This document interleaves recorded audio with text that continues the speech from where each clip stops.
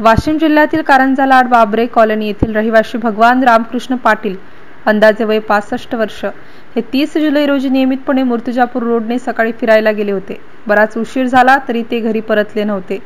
तेव्हापासून घरच्यांनी सर्वत्र शोधाशोध सुरू केली होती। दरम्यान 2 ऑगस्टच्या दुपारी 1:30 वाजता सावरकर चौकातील घोडे बंधू यांच्या वाडीतील विहिरीत एका इसमाचा मृतदेह वाडीत काम करणाऱ्या मजुराला तरंगताना आढळून आला।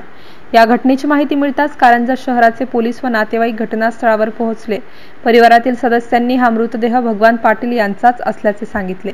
मृतदेह हा पूर्णपणे कुजलेल्या अवस्थेत असल्यामुळे बाहेर काढणे शक्य नव्हते। तेव्हा कारंजा शहर पोलीस ठाण्याचे PSI निलेश मिश्रा यांनी पिंजर येथील मानव सेवा आपत्ती व्यवस्थापन फाउंडेशनच्या संत गाडगेबाबा आपत्कालीन शोध व बचाव पथकाचे प्रमुख जीवरक्षक दीपक सदाफळे यांना माहिती देऊन तात्काळ सर्च ऑपरेशन करिता पाचारण केले।